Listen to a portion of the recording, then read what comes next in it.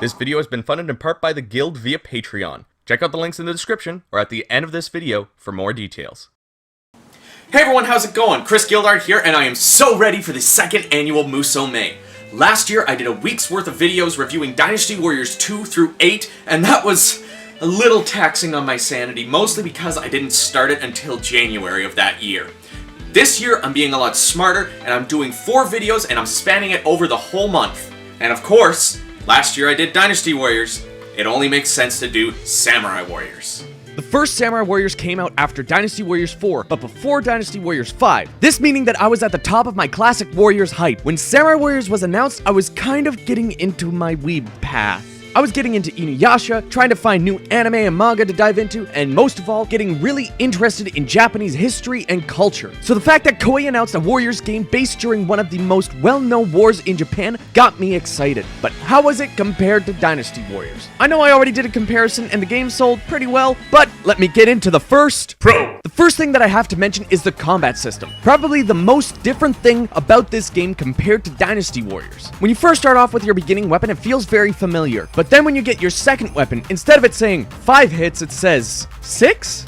The fuck? Did I just get the full combo on the first stage? Nope. Samurai Warriors combos goes up to 8 hits. The first 4 charge attacks also having extensions as well. So you can hit square, triangle, triangle, triangle to do an aerial combo, similar to the Dynasty Warriors C5. However, I found in Samurai Warriors the combos are much more stylistic, and this goes all the way up to C4, to which if you continue to press square, you'll attack an additional 4 times with no charge attack between those. It's refreshing to see a different combo system being used. Then there's the fact that there's a 4th, a 5th, and a 6th weapon. You can unlock a 4th weapon just randomly like the 1st, 2nd, and 3rd. This weapon looks a little cooler, and it's stronger than your 3rd. Nothing special past that. The 5th and 6th weapons are the ones that you have to do a specific thing on a specific stage with a specific character on a harder difficulty. Samurai Warriors also adds castles into its stages. Some levels will no longer be on one map. They'll be inside of a castle running from room to room, revealing the map as you explore the tower. This is used really well in Hanzo's story as you explore the castle, eavesdropping on officers. There's also a survival mode where you can see how many levels you can go on one life. Lastly, something I have to mention as a minor improvement are the missions within each stage.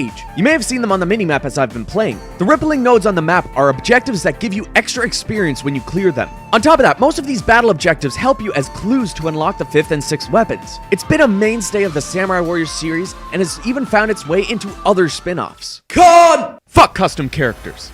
Not the idea of them in a Warriors game. I very much like creatable characters, but when you make a custom character, you kind of want to, I don't know, customize them? When you create a character in Samurai Warriors, you just pick an avatar, most of them just being variations from each other, and some are actually unlockable.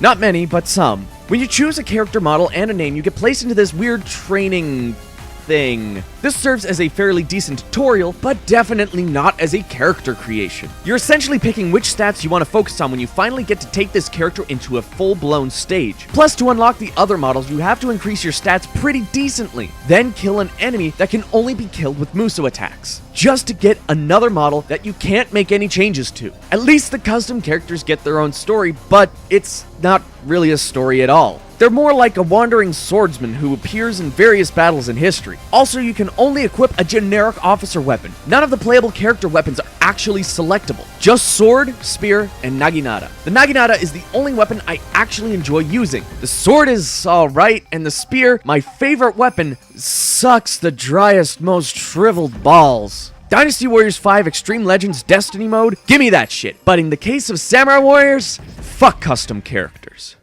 As I said in my review for Samurai Warriors Spirit of Sanada, Samurai Warriors as a series has always been a step above and beyond that of Dynasty Warriors when it comes to the actual story, and as the first entry in the series, this is an epic debut. Since there are fewer main characters, the narrative of Samurai Warriors can focus much more on developing the characteristics of the depictions of these great warriors. Each character feels so significant, even the ones that aren't playable like Hideyoshi, Nagamasa, Ieyasu, and Yoshimoto. Even though Hideyoshi and Yoshimoto do get the playable character treatment in Extreme Legends and Ieyasu and Nagamasa in Samurai Warriors 2, they still have a very specific personality that feels so vastly different from the cast we have in this entry. Then there's just how gritty the story feels. I find the Warriors games have always had this campiness thing going on, but it's refreshing to feel the harshness of a civil war in this game's narrative. Each character feels like they want to get past the fighting, even if it's in their own way. This game definitely portrays the bleakness of war very well. Stages are tinged in grays and browns, and character costumes look dirty and well worn. While playing through the game, you'll get the feeling of a wasteland overrun by war, even with the odd joke thrown here and there by characters. It's just a quick comic relief before the game instantly slaps you back to reality. As I said, Samurai Warriors has more opportunities to flesh out their characters with their smaller roster. I find with Dynasty Warriors it can be difficult to say exactly what certain characters are like because they rarely appear in the story, but each character in Samurai Warriors shares their time in the limelight equally enough that you feel like you truly know them all by the end of it. There are obviously some characters who get a lot of focus, like Yukimura and Nobunaga and so on, but even the more minor playable characters have their personalities well represented. One of my favorite characters is Kunoichi. Just so much sass. She's my waifu and I'll never leave her side. I think we should see other people. But... No! Don't go!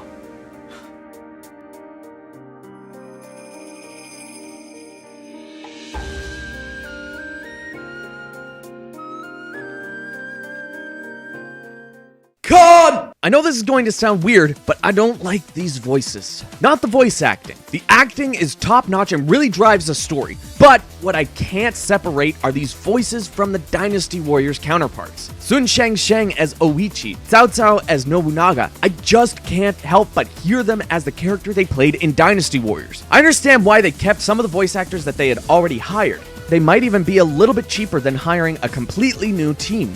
But still, I feel like some of these actors should have been replaced. Hearing the same voices from Dynasty Warriors only makes me want to go back to Dynasty Warriors 4 and play more of that. Like, yes, Lord Cao Cao, I will set up the muskets. Ma Chao, you seem to really like the color red. Meng Huo, when did you become a generic officer? I come forth! I just wish that they hired a different batch of voice actors than this, because all I do is match them to their Dynasty Warriors counterparts. If the voices were different, it would give the game more individuality. Separate it more from Dynasty Warriors and possibly make it feel like its own game rather than a spin-off of a series I already enjoy. I know it was considered a spin-off and probably wasn't even considered to make it an entity of its own in the vast repertoire Koei has built over the years, but if they had given Samurai Warriors its own life, its own blood, its own cast, I feel like this entry would have been considered its own thing right away rather than inspired by its predecessor. Pro! I mostly played the Xbox version of this game because the PS2 just isn't built to output progressive visuals. The Xbox version looks so much better when you have component cables. That being said, you can emulate the game and get visuals that are kind of close to the Xbox, but not quite the same quality. The reason why I mention this is because the Extreme Legends expansion never came out on the Xbox, so you're going to see some different visuals right now. See, it is a little bit blurry, not quite the same as running on native hardware, but definitely better than the quality you get from PS2 naturally. And yes, you are seeing a widescreen mod. It's really cool and it's built by a guy who goes by Milord on Discord. Now on to what I really think of Extreme Legends. It is amazing. This Extreme Legends is very similar to my thoughts on Dynasty Warriors 3 Extreme Legends. New characters, new story, new weapons. This gives us everything an Extreme Legends title should. If you're primarily playing this on PS2, I recommend you pick this up and expand what you get out of this game. Not only do Hideyoshi and Yoshimoto get their own weapons and story after being unique NPCs, we get Tadakatsu Honda, the Lubu of Japan, and his daughter Ina. When you play stages from the vanilla version, these characters are updated, and it's great to fight Tadakatsu when he's not a generic. And running into Yoshimoto and Hideyoshi feels good as well. It's really cool that they went the extra mile to change the assets of the vanilla stages to include these new characters and weapons. I know it's not a big deal, but it's the little things that help this expansion get the pro spot for me. Con! This next con isn't very harsh, and though it's not the killing point of the game, it does bring down my enjoyment for it. Like many modern Warriors titles, Samurai Warriors has an RPG-style leveling system. You gain experience, level up, and your stats increase. You also gain skill points and so on. Very usual for Japanese games nowadays. But the thing is, you don't want to gain experience. And if you want to go for maxing out your characters, you're going to be resetting them very frequently. First off, you gain more stat increases and skill points by doing certain things on the battlefield, like reaching a higher kill count or completing all the missions. If you also beat the stage within a certain time, you'll get a better boost. Essentially, you want the highest grade at the end of each stage to get the most out of every character. And you don't want to level up too soon, because once you reach the highest level, you can no longer get the boosts or skill points. It's insane that someone not only thought this would be a good system to implement, but also created it. What sort of deranged mind thinks of this kind of stuff? Let's make it so the player will be playing our game for decades to come. I know that's a thought that some developers have, but you also want your players to move on to the next game you release. You also want to make sure that they don't move on too soon. I don't think I've ever maxed out any character in this game, and there is no way that I'm going to do that either. Sorry, Koei, but there are other games in my life that I need to beat, let alone complete. The first Samurai Warriors game is probably the best case scenario when trying to make a spin-off with a lot of changes to the usual formula. We've had several other Warriors spin-offs and none of them have hit the mark quite like Samurai Warriors. The fact that this game came out during a time in my life when I was getting more interested in Japanese culture, history, and media means it holds a lot of nostalgia for me. Samurai Warriors was enough of a deviation from Dynasty Warriors to feel refreshing. Nothing felt like it was too much of the same thing. Though there are some flaws in my opinion, like carrying over some of the voice acting crew from Dynasty Warriors and completely flubbing the custom characters, the experience of the original Samurai Warriors was still great. On top of all that, I've been enjoying Samurai Warriors more thanks to playing this game during and after my time with the No Map Challenge. And hey, if you haven't seen those videos, click the card in the top right, it'll take you to a playlist.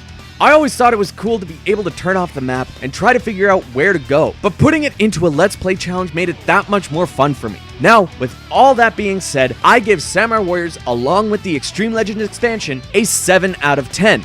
Though the grays and browns of the color palette in this game give it a more realistic look, after a while it does get a little bit boring. The custom characters are disastrous and almost insulting. But overall, this is a solid starting point for the series. Adding Extreme Legends really explodes what's available to you and increases the value of this game. Again, if you have a PS2, you should get both. But if you only have an original Xbox, you're still gonna have a good enough time with the vanilla version. I feel like I should also mention that there is a PSP game that goes with this entry, and it's probably my personal favorite of this style of Warriors handheld game. But anyways, thank you so much for watching. I'm so excited that we're into the second year of Musou. What do you guys think of the first Samurai Warriors? Did you play the hell out of it when it was first released like me? Who's your favorite character? If you enjoyed the video, give it a like, and if you're not already, why not think about subscribing? You can also check out the link to my Patreon on the screen, as well as a playlist of all the Koei Tecmo videos I've ever done.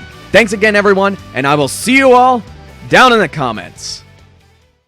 Hey everyone, how's it going? Chris Gildart here, and today I'm reviewing the Samurai Warriors title that I have the most nostalgia for. I put over 100 hours into the PS2 version, and over 75 hours into the Xbox 360 version, so, you know, I'm a little experienced with this title. Samurai Warriors 2 tried to do everything the first one did and more. Koei went a step further in differentiating the series from Dynasty Warriors. The stages felt more individual than Dynasty Warriors 5, which was the most current Warriors game at the time. But I have to wind back a little bit. What did I think about this game? Sure, it tried to do a lot more than the first entry, but did it execute that properly? Well, let's find out with the first Pro. Oh man, this looks awesome. You've probably been seeing the footage during the intro, but unlike Dynasty Warriors 5's Xbox 360 port, Samurai Warriors 2 did not remain in Japan. Last year I made an entire con around the missed opportunity of the localized 360 port of vanilla Dynasty Warriors 5. Being able to play this game in HD is amazing. This also had an HD release on PS3, but that was never released in North America. But you know what? I'm alright with that. We can at least play this on the 360. Plus, the PS3 isn't region locked like the 360. So if you want to import it, you absolutely can. Plus, having an achievement list helps extend the playtime of this game. There are a couple of achievements that you won't unlock naturally, and I'm much more willing to go for them on the 360 than I am on the PS2. And it's really just getting 2 bodyguards. But the additional gamer score can go a long way. Again, this was another point I complained about in Dynasty Warriors 5 not making its way overseas on the 360. While getting footage, I played so much of this. I was still missing some achievements and didn't complete some of the characters' dream stages. So of course, I wasn't just getting footage, I was also playing cleanup. And I love the fact that not only was I able to play the same file from my childhood, but I was able to play it in HD. God! Survival mode makes a return from the first entry, but it's sadly more dumbed down. Instead of trying to make it as far as you could, you have little missions on every floor. This is mostly just killing 50 enemies, defeating a famous officer or 2, but the big kicker is that the whole floor is visible right from the start. The whole fun of playing survival mode was not only surviving the waves of enemies and racking up the kills, it was also trying to find the stairs to the next floor. I rarely started up this mode for fun. It was only to get those bodyguards that I mentioned earlier.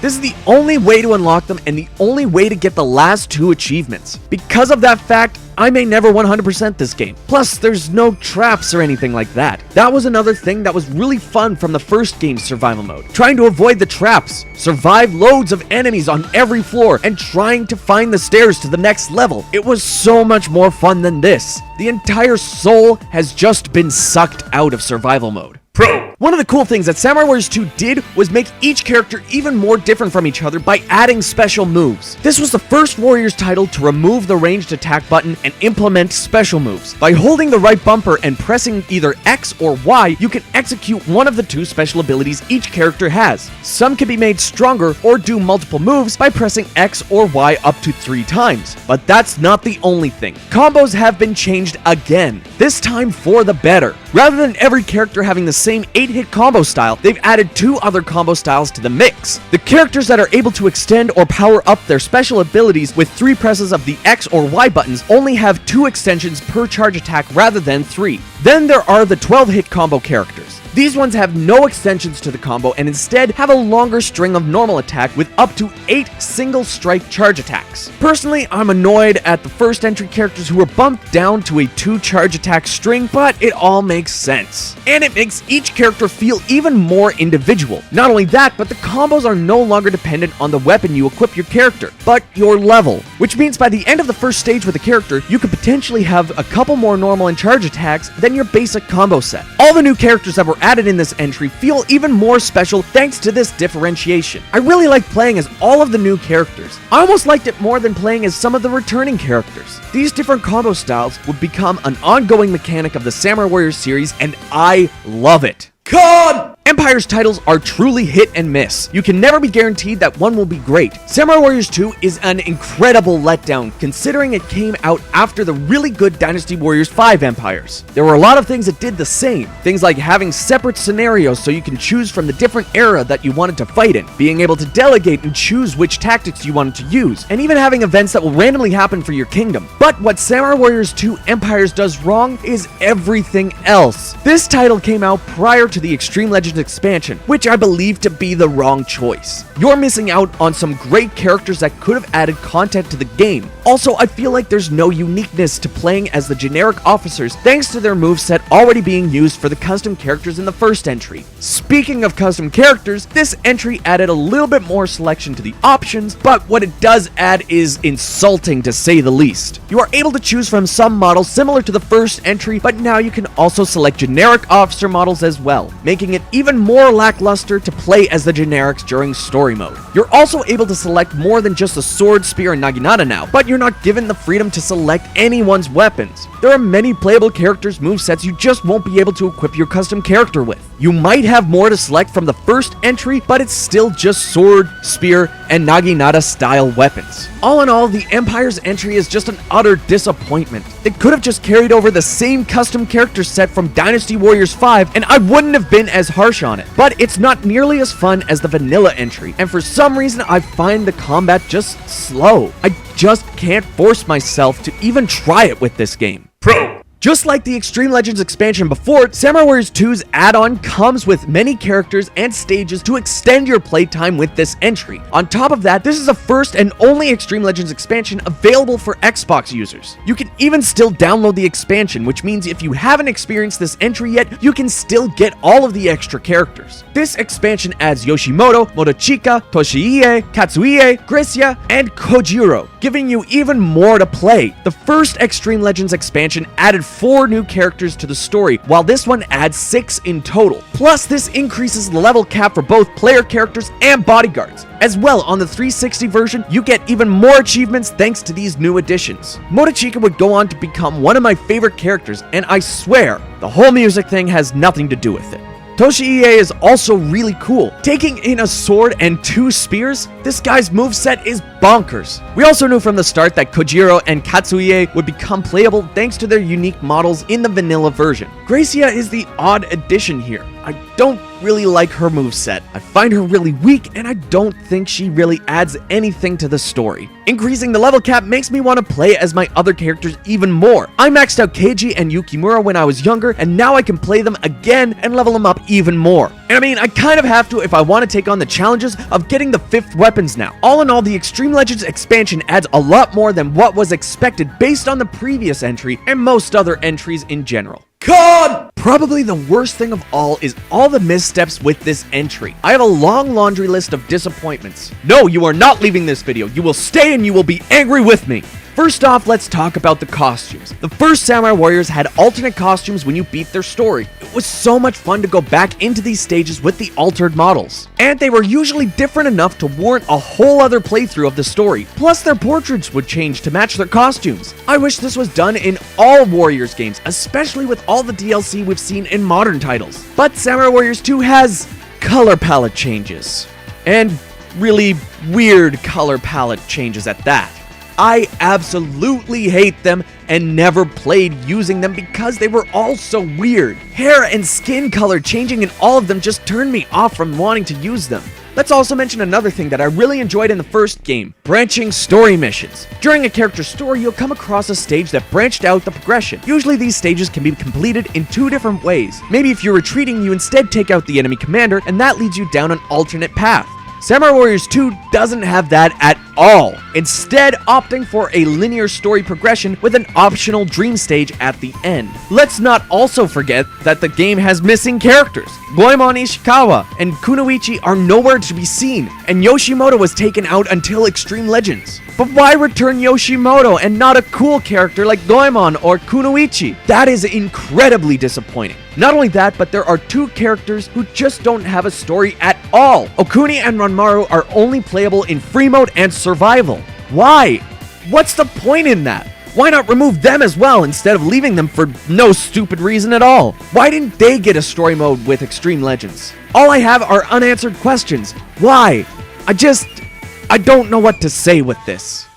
I'm going to be honest. Samurai Warriors 2 still holds a place in my heart. Playing this game again and catching up on all the stuff that I didn't get to, or even just grinding out some level ups was fun to do. Sure, the Empire's title for this entry leaves a lot to be desired, and the survival mode is dumbed down, and there are both characters missing from the story, and just missing in general, but what we do have is a great entry in the Samurai Warriors series. It solidified a lot of the mechanics that would become mainstays in the future games. The Extreme Legends expansion did expand a lot on the base game and increased replayability tenfold. Plus the fact that the Xbox 360 port made its way to the West. That is probably the one fact that makes me the happiest. That's why I'm giving Samurai Warriors 2, along with the Extreme Legends expansion and Empires, a 9 out of 10. If the Empires title just did everything that Dynasty Warriors 5 did, with custom characters and sped up the combat a little bit more, I would have enjoyed it a lot more than I did. I would have also liked it if survival mode was left the same as the first entry. Also, the omission of Goemon and Kunoichi is sad, and the fact that Okuni and Ranmaru are playable but don't have a story devoted to them is even sadder. Though I miss the costumes and the splitting story stages, it's not too important. I hope the future games will just build upon what Samurai Warriors 2 delivered, and I just hope that the next entry leaves me with as much joy as this one. Thanks for watching, everyone. Don't forget to give the video a like, subscribe if you're not already, and click the bell to be notified for every upload. If you want to know what I'm up to, you can check out my social media links down in the description below. If you'd like to help support the channel, you can also check out the Patreon, where there are a few tiers of rewards that could interest you. Let me know in the comments if you own the Xbox 360 version of the game, and did you get Extreme Legends? I kinda got it late, so I didn't actually finish a lot of the new stories. Thanks again for watching, everyone, and I will see you all down in the comments. Hey everyone, how's it going? Chris Gildart here, and I'm not going to lie, I haven't played much of Samurai Warriors 3. I've only played maybe a couple of stages on the Wii, and then I moved on to all these other games. So Samurai Warriors 3 is going to be my first Blind Warriors review. Some people might say that my review of Samurai Warriors Spirit of Sanada was blind as well, but I had an idea of the mechanics that were in place from Samurai Warriors 4. I would honestly consider this to be my first truly blind review of a Warriors game. I owned this game for quite some time before I bought a Wii U, so I knew about Samurai Warriors 3 but just never played it. I also didn't really want to downgrade my graphics at the time. So my only experience with Samurai Warriors 3 has been through Warriors Orochi 3. But I guess I should say whether or not I had a good time with this title. The community almost considers this entry to be the Dynasty Warriors 6 of the franchise, and it's about time I find out if that's the truth with the first Pro. One of the biggest things I enjoy about this entry is the design. Everything about it is just great. Characters are the best they've ever looked, and they almost seem to have worked into that look that would be used for the rest of the series. And I know there's only one more entry so far in Samurai Warriors, but they didn't change too much after this. Some of the character design changes work really well. Things like Kanetsugu having a more broad facial shape. Mitsunari's hair thing. Toshiie looks much better in this entry than in the last, and I gotta say, Keiji's makeup is on point. I think I could pull this off. And it's not just the character design that I think is top-notch, the level design is just as well done. Each stage feels well thought out, like the placement of each enemy officer to match the curves and paths of the land. While playing, I never got the feeling like the game was just thrown together. The stages are so well organized that they might be the most memorable in the series. Even though I'm only getting around to playing this now, it feels so familiar thanks to my time with Warriors Orochi 3, but it's different. The stages are more colorful and bright. I can actually see the detail more in this game than in Warriors Orochi 3. So far, so good. Con! Well, it was good while it lasted. But there's a reason you haven't seen any HD footage so far. That's because this game is Wii exclusive. I don't know why Koei thought it'd be a good idea to release one of their most popular games on a console people don't associate the said series with. We only saw portable Warriors ventures in the land of Nintendo. This decision seems so uneducated. It's almost like they were trying to decide what to release it on and someone said, "Oh hey, that Nintendo Wii there is pretty popular. We should release this game only on that one console." Like we didn't even get an Extreme Legends or Empires release on PS3, 360, or even the Wii. And I don't know if it's because of the Wii's hardware or if it's because the Wii U is trying too hard to do backwards compatibility, but this game seems to run terribly. I imagine it's the Wii hardware because the Wii U is actually really good at playing Wii games as originally intended. So how did this pass playtesting? Lag galore and jittery visuals make for a poor experience. I can understand why some people just can't play this game. Pro! One cool thing about Samurai Warriors games is the really fun extra modes to play aside from story and free modes. Samurai Warriors 1 had a really good survival mode. Samurai Warriors 2 had Sugoroku. This time, we get Murasame Castle, a mode based off of a Famicom game that never made its way to the West. I don't know about you, but that is so cool. You can take any character you like into the castle and help Takamaru fight the demon Murasame. You do not take on regular troops and officers, but demons. What makes them different is that normal attacks do not deal as much damage, nor do they stagger as much. What you have to do is use your charge attacks and Musou. This leads to a different mindset while making your way through the challenges set out in each stage. There can also be traps laid on the map, things like bombs, poisonous water, and air, or even balls of electricity. Many of these traps can be dealt with in different ways. The bombs can be set off without damage to you by running slightly closer close to them and running away. The poisonous air is usually caused by a plant, while the water can usually be avoided by finding a path or riding over it with a horse. While the balls can be attacked and split into smaller balls which can deal damage to enemies. As well, hidden away in every stage are 3 Tanuki statues that you have to destroy to release them. By releasing enough of them, you can gain rewards like additional missions, materials, and horses like Matsukaze. But the coolest reward in my opinion is unlocking Takamaru for use in free mode. This is awesome because there is a different ending for Murasame Castle if you beat the final stage with Takamaru. And to do that, you're going to want to grind out some levels in free mode. All in all, probably one of the better things to come out of the Wii version. God! And there it is. Yeah, the cat's out of the bag. Yes, the Wii version. Just like every other release, we here in the West never got to see anything other than this version of the game. The most important one being the Extreme Legends styled expansion Sengoku Musou 3 Z for PS3. A PS3 release could have helped this title reach more of the community. Maybe the fanbase wouldn't consider this entry the Dynasty Warriors 6 of the series if they had the opportunity to play a more optimized version of the game. While playing the PS3 version, not only do I think the visuals look so much better, I also get the feeling that this is the version that's meant for the fans. While playing the Wii version, I just felt like it was a piss poor port. The first Samurai Warriors ran better on the Xbox, a console that was definitely not owned by the majority of the community, than this entry runs on the Wii. Not only that, Japan got an exclusive version of Sengoku Musou 3Z on the PSP. This is essentially the PS3 version but on the go. From what I can tell, this is the full experience on the PSP.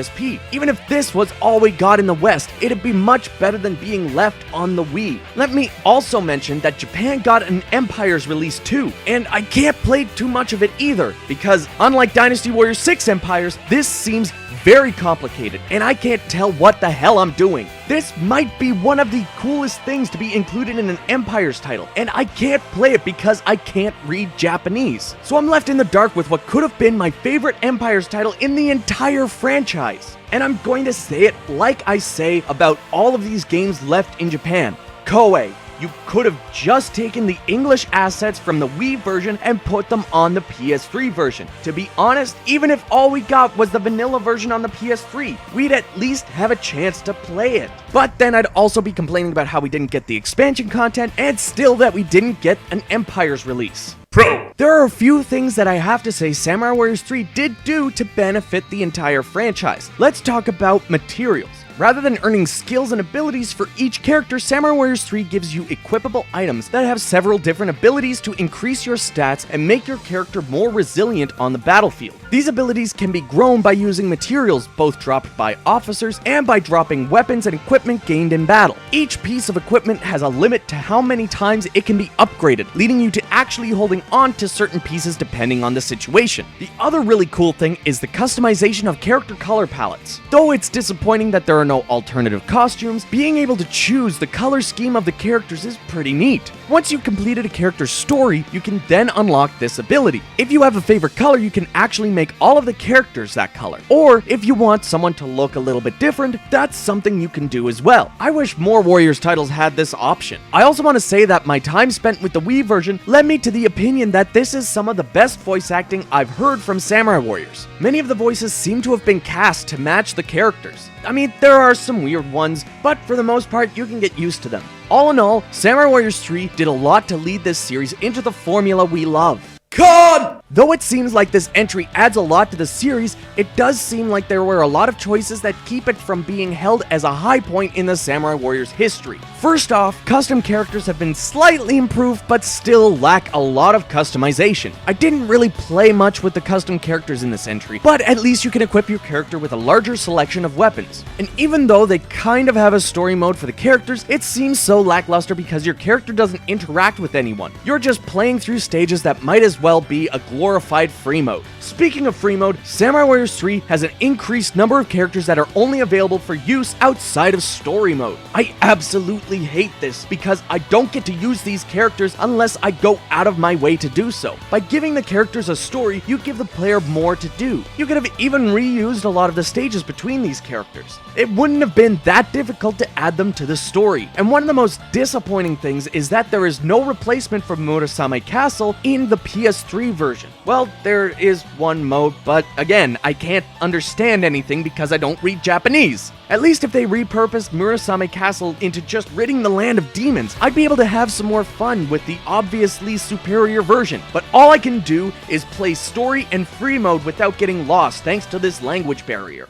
It's no surprise that Samurai Warriors 3 is held in such a low regard among the community. Koei did so little to help this entry over in the West. It's almost like they recognized the poor sales on the Wii and decided not to bother with the Western PS3 release. If they localized Sengoku Musou 3Z as well as Empires, I think the North American and European audience would have had a better opinion of this release. Just like the lack of 360 release on Dynasty Warriors 5, PSP releases of all the full games, and not releasing the additional content of Dynasty Warriors 6 on PS3 and Xbox 360, these moves, or lack thereof, are some of the laziest aspects of Koei Tecmo's attitude towards the West. I don't understand why they thought we wouldn't want this. They supported Dynasty Warriors 6 more than they should have, considering the community's disdain for that entry. Why wouldn't they support something else during that same time? This is objectively better than Dynasty Warriors 6, and you can argue that it still holds a lot of the spirit that the series is known for. That's more than you can say of the 6th entry of Dynasty Warriors. I have to admit that I still had some fun with this entry. Even though I mostly played the PS3 version thanks to the lack of region locking, I can't give that point to Koei. There's no way for me to fully enjoy this entry because the Wii version just underperforms and I can't understand Japanese, so there's no way for me to get everything out of the PS3 version of Zed or Empires. That's why Samurai Warriors 3 gets a 6 out of 10.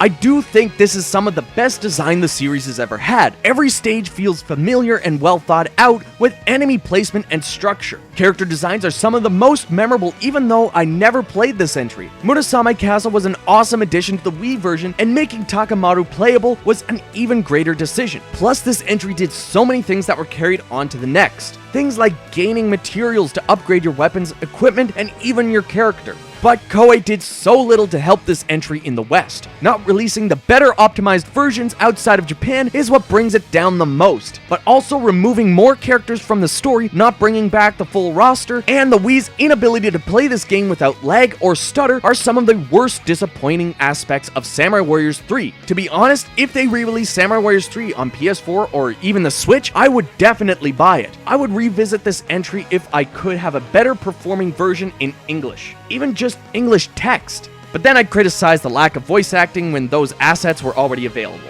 At least we got it at all. If you own a Wii U or a Wii, don't avoid this title, but don't go into it thinking it's as good as the others.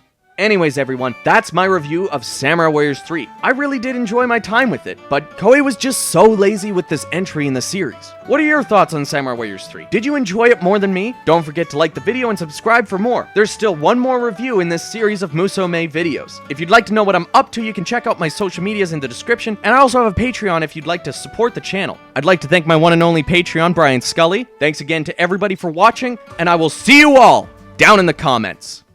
Hey everyone, how's it going? Chris Gildart here. Fans of the Warriors series have always debated whether Dynasty Warriors or Samurai Warriors is better.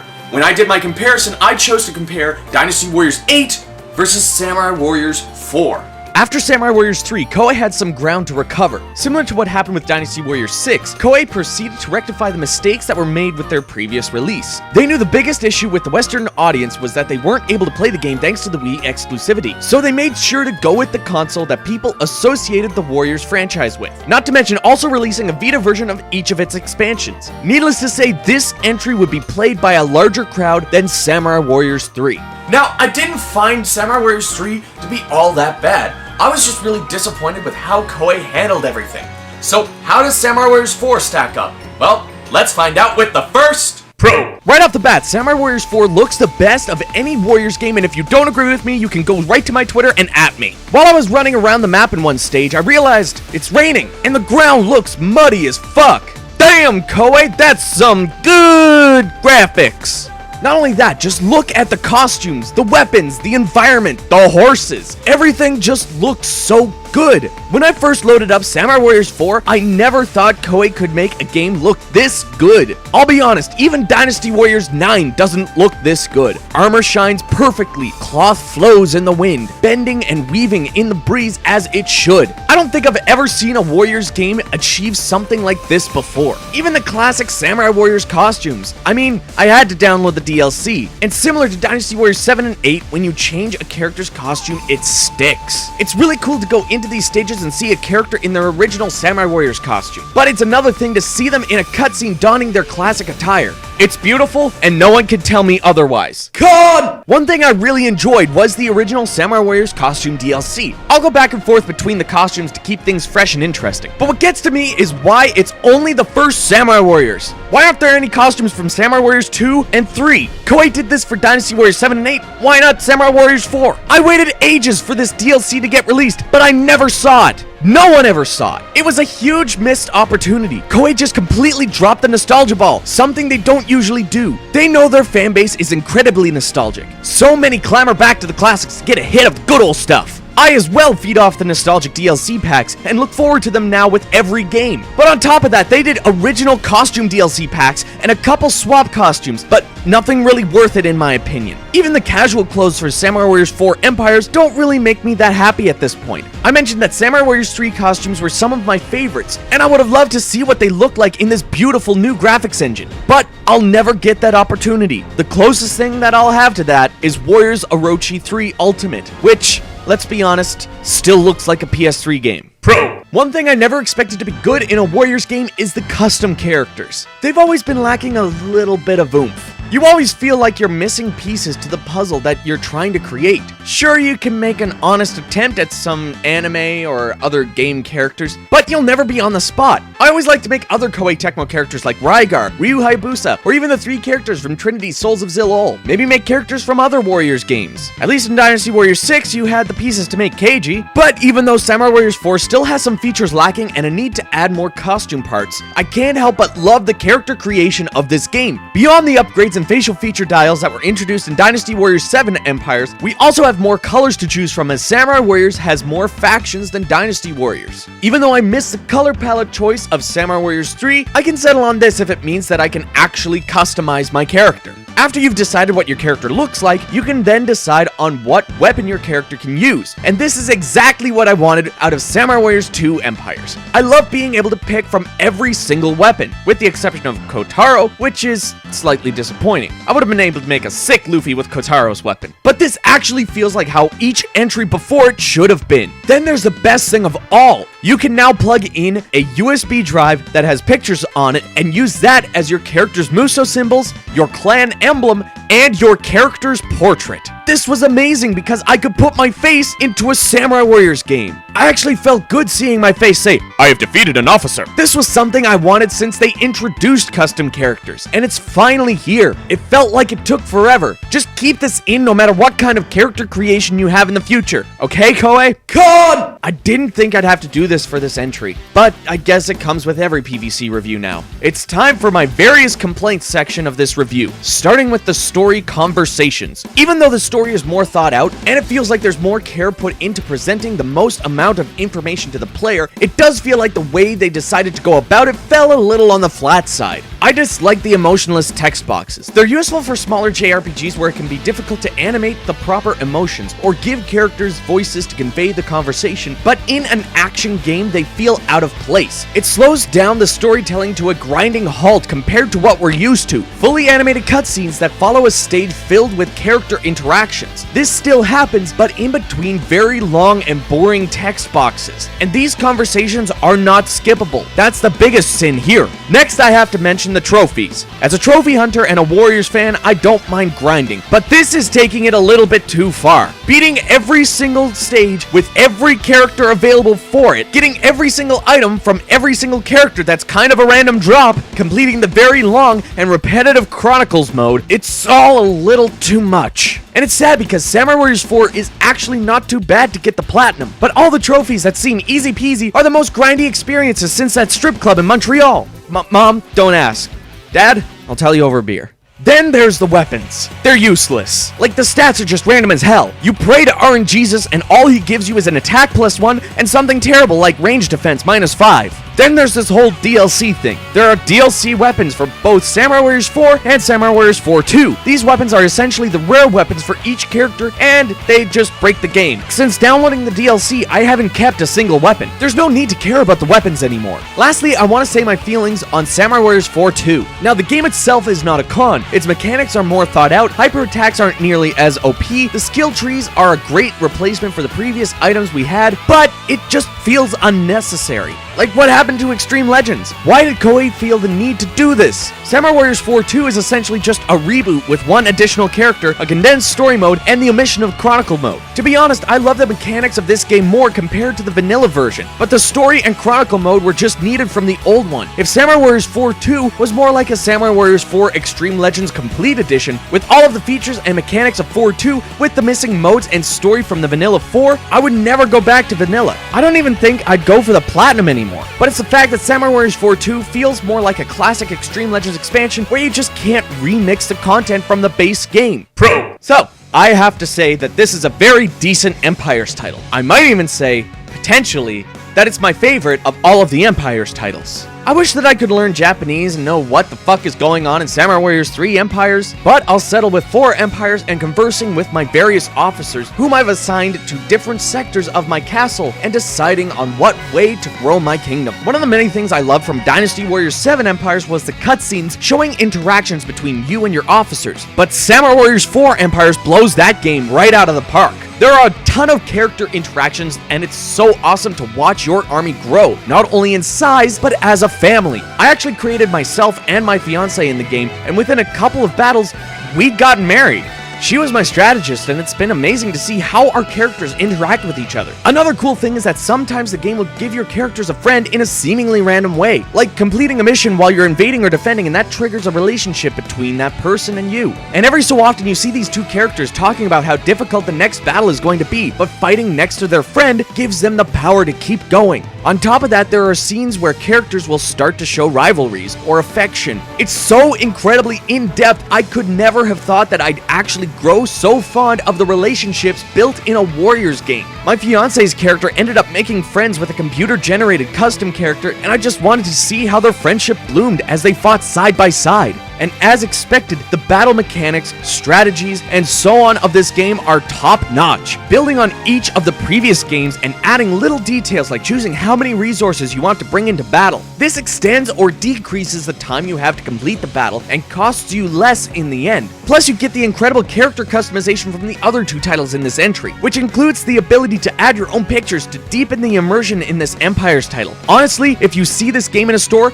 just pick it up. Con! Now, this con is something I once would have said is a pro, but over time, I grew to develop a different opinion. One thing that Samurai Warriors has always done is add a new combat mechanic to the usual affair. In Samurai Warriors 2, they differentiated the combos between 3 different styles and added special attacks. In Samurai Warriors 3, they refined the special attacks a bit and added a spirit gauge, which would unleash a powerful Musou attack when filled. This time, they added hyper attacks. Hyper attacks replace the first charge attack combos. These attacks are a large swing of your weapon as well as a dash forward. They also have combos and they end with a normal attack. Hyper attacks are incredibly useful for mowing down enemy troops on your way to the mission at hand. They are easily blocked by officers and certain troop types, and when blocked can stagger you for a moment, leaving you open. Now, on the surface, this all seems pretty balanced out. It's a little risk and reward, right?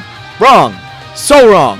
Hyper attacks are so OP that I just keep swinging until I reach an officer. I stop just far away that they can't block the last swing of my hyper attack combo, then switch over to normal attacks. Once that officer's dead, I go right back to hyper attacks on my way to the next officer. I feel like this takes a lot of the fun out of the combat for me. I've even tried playing the game as if it was a regular Samurai Warriors game, and I found that to be a little bit more fun. I think that if hyper attacks only had 3 to 4 hits to their combo and had more of a stopping animation, leaving you a bit open between the end of one combo and the start of the next, it'd be a little bit more level. Maybe make it so that even more troop types can block your attacks. Make it a real risk and reward type move so people may actually just end up using normal attacks throughout an entire stage. I know it's a very minor complaint, but I really hope in Samurai Warriors 5 they either get rid of the hyper attacks or refine it to be less OP. Just like Dynasty Warriors last year, I had a lot of fun revisiting these games and even playing some titles I never got to play so much. I did miss out on Samurai Warriors 3 thanks to its Nintendo exclusivity in the West, and I didn't play much of Samurai Warriors 2 Extreme Legends because I bought a little late and had other games that took my time. That being said, this year's Musou May has been a great time and I hope you guys agree with me. Samurai Warriors as a series has remained true to itself over the years, only tweaking small gameplay mechanics. Unlike Dynasty Warriors, which has drastically changed its mechanics a total of, 4 times now? It's no wonder some fans have held on to this series more than Dynasty Warriors, as it feels like it only gets more well thought out as time goes on. And just like last year, I'm gonna quickly go over the reviews I gave each of these games before ending off with this one. The very first Samurai Warriors did its best to be its own Warriors game. By having a different combo style to Dynasty Warriors and going for a more in-depth character-to-character story, it truly felt like a different experience. Not to mention stylistic choices like the music, which further differentiated it from the hard rock of its predecessor. That being said, the first title also lacked some aspects the first 4 Dynasty Warriors had, like a simple stat building mechanic, custom characters you could actually customize, and a slightly weaker color palette. That's why I gave Samurai Warriors 1 a 7 out of 10.